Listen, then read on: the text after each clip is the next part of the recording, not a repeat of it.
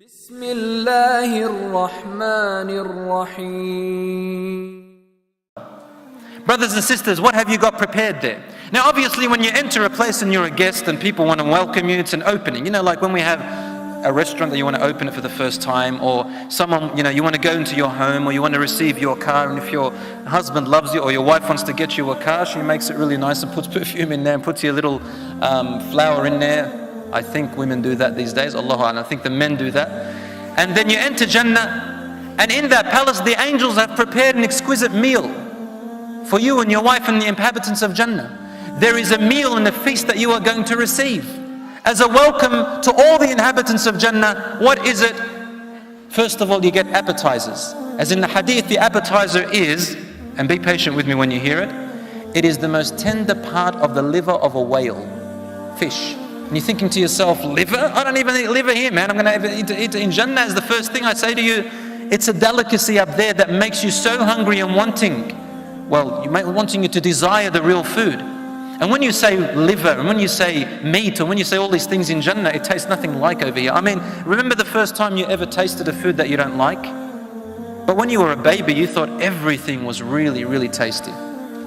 My daughter, first of all, started off on the normal milk from her mother, and then we put her on this formula milk, and now she wants the formula milk, and then you want to get her off the formula milk, and the first time she tastes normal milk, then she wants normal milk, then she tastes honey, and now she wants honey, and then she tastes this other food which you and I really see as quite normal, but for the baby it's something amazing because the first time they taste. But the first time you taste something that wasn't desirable, you get an experience, and that's why you don't like it.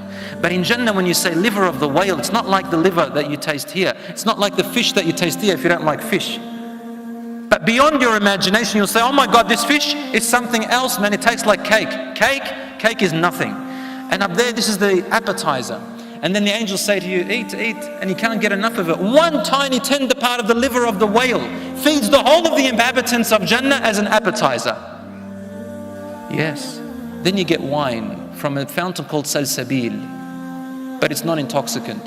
And then the feast comes along. The angels bring to you the meat of beef. It is a buffalo that has been grazing in the most tender parts of the grasses of Jannah since the day Jannah was created, prepared for you.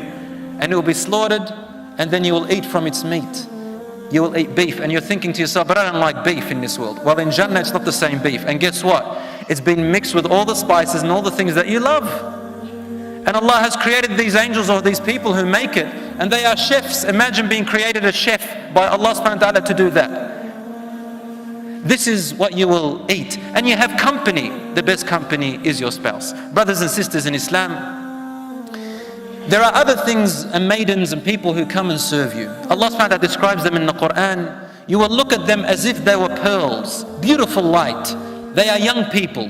Are they boys? Are they girls? The ulama have given different opinions, but they are not ones as the haters of Islam talk about them and say that, it talks about young boys that are desired. No. But these are servants for you, and they bring happiness to your eyes, and all they do is they want to make things good for you, and they are very happy to please you and to serve you.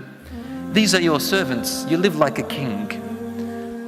Upon a king, upon a king, upon a king. I mean, the least person who gets in Jannah is as much as 7 kings. And another hadith, he gets as much as the world by 10-fold. And this is the last person who enters paradise. Jazakallah, jazakallah, jazakallah.